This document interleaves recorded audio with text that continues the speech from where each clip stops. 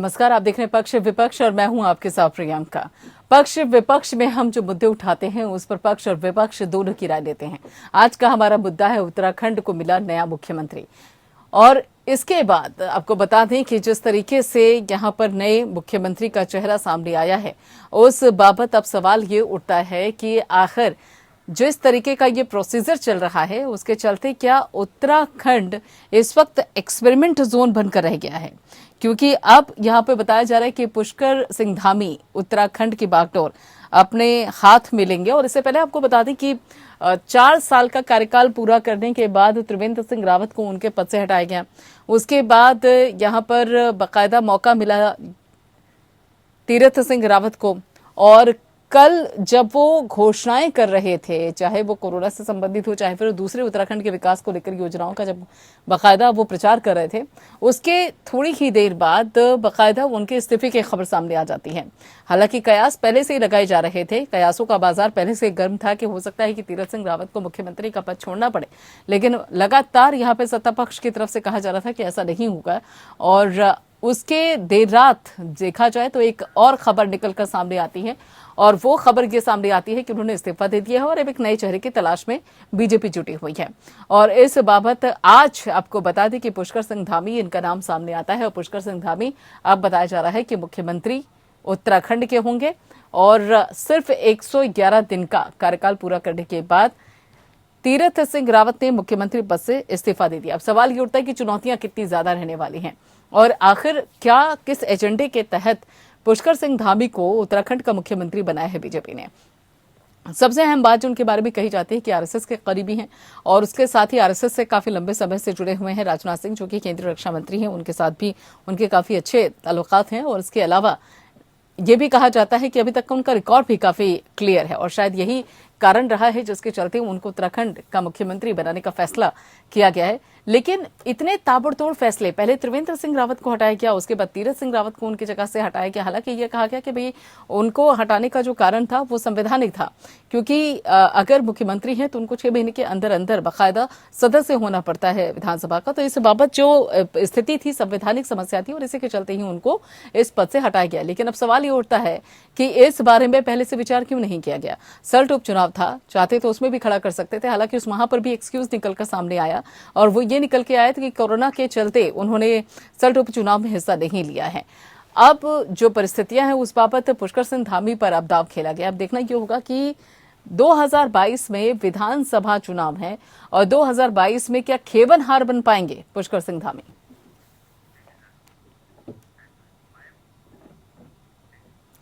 जी हाँ, पुष्कर सिंह धामी अब उत्तराखंड के नए मुख्यमंत्री, लेकिन तीरथ सिंह रावत ने इस्तीफा दे दिया है। सवाल ये उठता है कि जो एक्सपेरिमेंट यहां पर किया गया है उस एजेंडे के तहत क्या अब उत्तराखंड का विकास हो पाएगा। और सबसे अहम बात 2022 को देखते हुए जो बड़ा बदलाव किया गया है, क्या वो कारगर होगा। रिपोर्ट देखिए, उसके बाद चर्चा पे चलते हैं।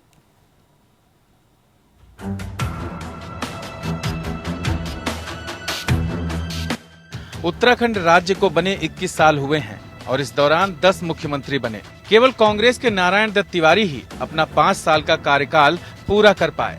शनिवार को उत्तराखंड को पुष्कर सिंह धामी के रूप में नया मुख्यमंत्री मिला और राज्य की सियासत को लेकर पिछले 3 दिनों से जारी सस्पेंस खत्म हो गया।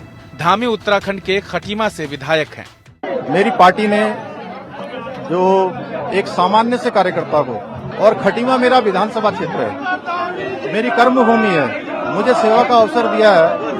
मैं निश्चित रूप से पूरे हमारे राष्ट्रीय नेतृत्व को और प्रदेश के नेतृत्व को देखिए, जो भी जनता के जो मुद्दे हैं उन मुद्दों पर हम लोग जो है लगातार सबका सहयोग लेकर, सब लोगों को लेकर काम करेंगे। इससे पहले तीरथ सिंह रावत ने शुक्रवार रात राज्यपाल बेबी रानी मौर्य को अपना इस्तीफा सौंप दिया था।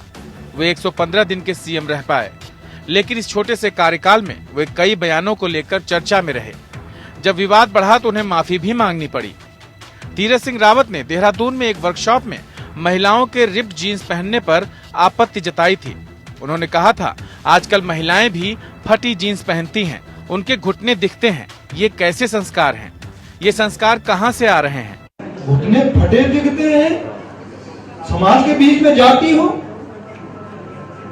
बच्चे साथ में हैं, क्या संस्कार दोगे? तीरथ के इस बयान पर बॉलीवुड और सियासी हस्तियों ने आपत्ति जताई थी। बवाल इतना बढ़ गया कि 3 दिन बाद ही तीरथ को माफी मांगते हुए सफाई देनी पड़ी कि उनका ये बयान संस्कारों को लेकर था। तीरथ सिंह रावत ने प्रधानमंत्री नरेंद्र मोदी की तुलना भगवान राम से की थी। हरिद्वार में नेत्र कुंभ का उद्घाटन करते हुए उन्होंने कहा था कि आने वाले समय में हम नरेंद्र मोदी को भी राम की तरह मानने लगेंगे। राम ने भी यही समाज का काम किया था, इसलिए भगवान मानने लगे। आने वाले समय में नरेंद्र मोदी को भी उसी रूप में हम मानने लगेंगे। उनके इस बयान पर कांग्रेस ने पलटवार किया था। उत्तराखंड के पूर्व मुख्यमंत्री और कांग्रेस नेता हरीश रावत ने कहा, इस पर हंसा जा सकता है, ये हमारी धार्मिक आस्था का अपमान है। राम और कृष्ण, जिन्हें हमारे वेदों ने भगवान का स्वरूप माना है, ये उनका भी अपमान है। मोदी जी खुद इस बात को पसंद नहीं करेंगे कि उन्हें भगवान का अंश या अवतार माना जाए। उत्तराखंड के रामनगर में आयोजित एक कार्यक्रम में तीरथ सिंह रावत ने कहा कि जिन लोगों ने ज्यादा बच्चे पैदा किए हैं, उन्हें लॉकडाउन के दौरान सरकार से ज्यादा राशन मिला। वहीं दूसरे बयान में रावत ने कहा कि भारत को अमेरिका ने 200 साल तक गुलाम बनाकर रखा था। तीरथ यहाँ ब्रिटेन की जगह अमेरिका बोल गए। तीरथ सिंह रावत ने कुंभ और कोरोना को लेकर भी बेतुका बयान दिया था। उन्होंने कहा था कि कुंभ में मां गंगा की कृपा से कोरोना नहीं फैलेगा। साथ ही कहा कि कुंभ और मरकज की तुलना करना गलत है। रावत के मुताबिक पिछले साल दिल्ली के निजामुद्दीन मरकज से कोरोना बंद कमरे में फैला, क्योंकि वहां सभी लोग एक कमरे में थे, जबकि हरिद्वार में कुंभ क्षेत्र नीलकंठ और देवप्रयाग तक खुले वातावरण में है। कुछ संविधान विशेषज्ञों का मानना है कि अगर बीजेपी चाहती तो तीरथ सिंह रावत को बचा सकती थी। संविधान के मुताबिक विधानसभा चुनाव की तारीख तय होने के 1 साल पहले तक कोई उपचुनाव नहीं करवाए जा सकते। 10 सितंबर को तीरथ के 6 महीने पूरे होने थे, उन्हें यह कार्यकाल पूरा करने देते। संविधान भले ही इस अवधि में उपचुनाव करवाने की अनुमति न देता हो, लेकिन विधानसभा चुनाव तय तारीख से 6 महीने पहले कभी भी करवाए जा सकते हैं। लिहाजा सितंबर में केंद्र चाहता तो उत्तराखंड के चुनाव हो सकते थे। ऐसे में साफ है कि केंद्र को तीरथ की जगह नया चेहरा विधानसभा चुनाव के लिए चाहिए था। पिछले 3.5 महीनों के रिकॉर्ड को देखें तो तीरथ एक गंभीर नेता की छवि नहीं गढ़ पाए, साथ ही धार्मिक समुदाय को भी संतुष्ट नहीं कर पाए। लिहाजा तीरथ को बचाने में केंद्र की कोई रुचि नहीं थी, बल्कि अगले साल होने वाले चुनाव में एक ऐसे मुख्यमंत्री पद के दावेदार का चेहरा प्रोजेक्ट करने में थी जो राज्य में बीजेपी को चुनाव जिता सके। कोरोना की दूसरी लहर के दौरान 7 मई 2021 को राज्य में सबसे ज्यादा 9,642 पॉजिटिव मामले सामने आए थे। 18 अप्रैल से 22 मई तक 5 सप्ताह में कोरोना संक्रमण को लेकर सबसे ज्यादा खतरनाक साबित हुए थे। इन 5 सप्ताह के दौरान राज्य में कुल 1,89,066 संक्रमित मामले सामने आए और 3,878 मरीजों की मौत हुई थी। माना जा रहा है कि दूसरी लहर के दौरान राज्य में हुए कुप्रबंधन को लेकर लोगों में गुस्सा है, जिसे मुख्य विपक्षी दल कांग्रेस भुनाने की कोशिश कर रही है। हालांकि कौन सा दल जनता का दिल जीतने में कितना सफल हो पाएगा, ये तो चुनावी नतीजे ही बताएंगे। Bureau report. जहां तीरथ सिंह रावत के बाद अब पुष्कर सिंह धामी उत्तराखंड के मुखिया हैं और बताया जा रहा है कि आज शपथ भी ले लेंगे और उसके बाद देखना ये होगा कि जिस मकसद के साथ, जिस एजेंडे के साथ उनको उत्तराखंड का मुखिया बनाया गया है, उस बाबत वो कितने कारगर सिद्ध होंगे और क्या उत्तराखंड एक एक्सपेरिमेंट जोन बनकर रह गया है। इसी मुद्दे पर बातचीत करने के लिए हमारे खास मेहमान हमारे साथ जुड़े हुए हैं। आपको बता दें कि शादाब शम्स जी हमारे साथ हैं, जो कि बीजेपी यूकी के प्रवक्ता हैं, और साथ ही गरिमा दसौनी हैं, जो कि कांग्रेस यूकी की प्रवक्ता हैं। दोनों हमारे साथ खास मेहमान जुड़े हुए हैं। शादाब जी, उत्तराखंड के एक्सपेरिमेंट जोन बन गया है क्या कि हर दूसरे, तीसरे, चौथे महीने बाद एक एक्सपेरिमेंट किया जाएगा, एक नया चेहरा मुख्यमंत्री की कुर्सी पर बिठाया जाएगा और उसके बाद 2-3 महीने का ट्रायल देखेंगे और फिर चेंज कर देंगे? प्रियंका, देखिए, ये कोई एक्सपेरिमेंट नहीं था, संवैधानिक संकट था।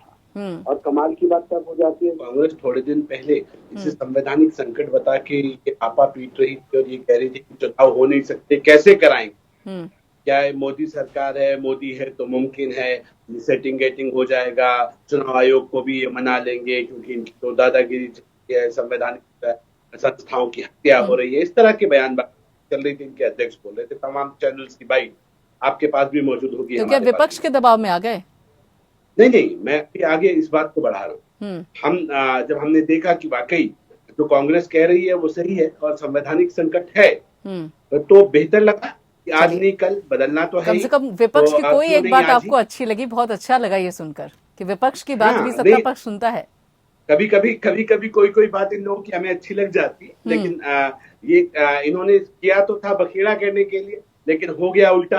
अब एक युवा चेहरे को जो मात्र उत्तराखंड के सबसे युवा चेहरे मुख्यमंत्री हैं, उन्हें जिम्मेदारी मिली है और मुझे लगता है वो हमारे प्रदेश युवा भाजपा के अध्यक्ष रहे हैं और एक युवाओं में एक ऊर्जा का संचार हो गया है। और जिस तरह से आज जो आ रही हूँ अभी प्रदेश गर्मा जी, कार्यालय थोड़ा पे सा, जो हाँ। जश्न का माहौल था वो बताता है कि इस वक्त बीजेपी के युवा ताकत से आगे आ रहे हैं। यंगिस्तान का नजारा आपको अगर कहीं जीता जागता देखना हो तो वो आज उत्तराखंड प्रदेश कार्यालय में देख लिया होगा, और नहीं देखा हो तो अब रोडों पे और सड़कों पे जो जश्न का माहौल मचेगा उस पे दिख जाएगा कि अब हमारा कार्यकर्ता का जो जोश दिख रहा है तो वो ये बता रहा है कि इस बार 60 पार, इस बार कांग्रेस को इकाई पे समेटेंगे। जो बची कुछ गलतफहमी है कांग्रेस की वो भी दूर कर। जी, पुष्कर सिंह धामी के मुखिया बनने के बाद आप में भी काफी ऊर्जा और उत्साह नजर आ रहा है, आपकी आवाज में साफ तरीके से वो चीज झलक रही है। गरिमा जी, अब चेहरा बदल गया है मुख्यमंत्री की कुर्सी पर और एक युवा चेहरा, जैसा कि शादाब जी कह रहे हैं,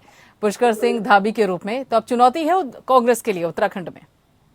बिल्कुल नहीं, और मैं शादाब से कहना चाहती हूँ कि अपनी ऊर्जा बचा के रखिए। चुनाव में बहुत वक्त है, जितनी ताकत ये पुष्कर धामी की तारीफ में और कसीदे पढ़ने में लगा रहे हैं, वो ताकत अभी चुनाव में इनको झोंकती है और ये कह रहे हैं सड़कों पर हुजूम उमड़ पड़ा है। अभी तो बने हुए 20-25 मिनट हुए हैं जनाब, आप कहाँ पीछे रह गए?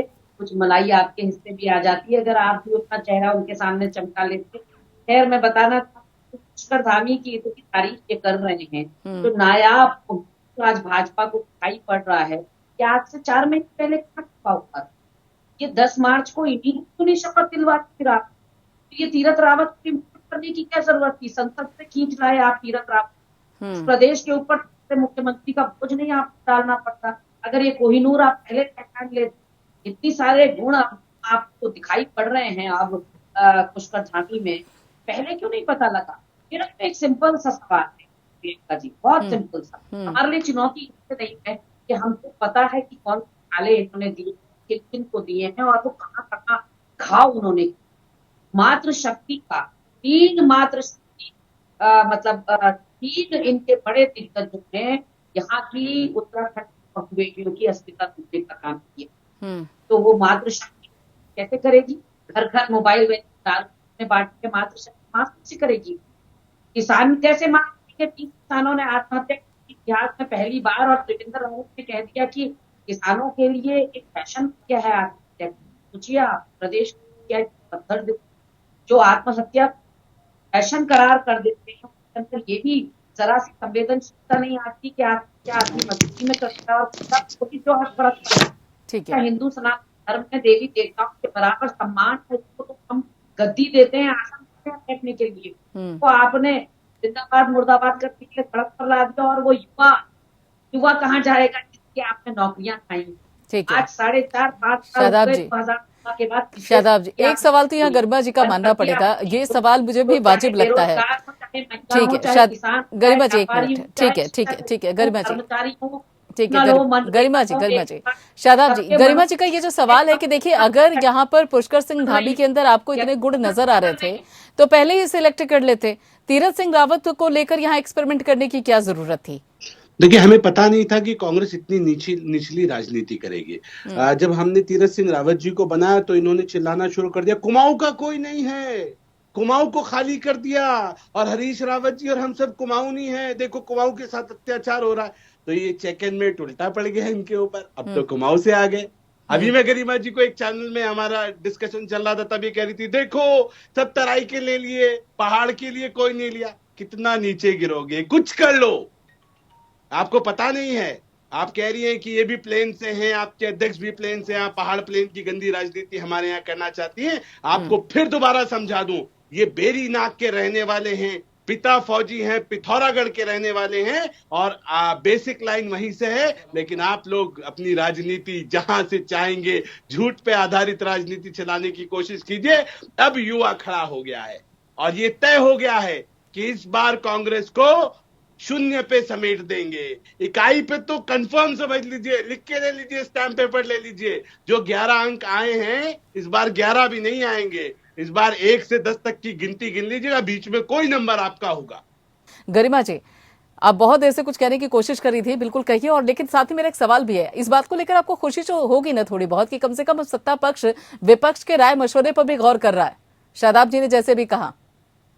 बिल्कुल, आप देखिए ना कि पहले तो हमने ये बात कभी नहीं कही। तीरथ रावत जी जब बने तो हमने कुमाऊं बरवाल की कहीं भी, मेरे किसी नेता ने कोई बयान कुमाऊं बरवाल के संबंध में नहीं दिया। ये इनकी मनगढ़ंत बातें हैं, और अगर दिया भी, अगर इनकी बात सच भी मान लिया जाए तो फिर इसका मतलब आप ट्रैप हो गए। विपक्ष ने आप पर सवाल उठाए कि आप कुमाऊं से प्रतिनिधित्व नहीं दे रहे हैं और आपने दे दिया, यानी कि आप विपक्ष की बहुत अच्छी खासी सुन ले रहे हैं आजकल। प्रियंका जी, स्वामी जी को बनाने के कारण है, मैं बताना आपको। एक तो कुमाऊं में जितने भी सर्वे भाजपा ने अभी तक लगाए हैं, 29 विधानसभा सीटें कुमाऊं मंडल में आपको 29 में से 3 भी ये नहीं दे जा रहे थे, और बहुत खासा नाराजगी कुमाऊं में हो रही थी।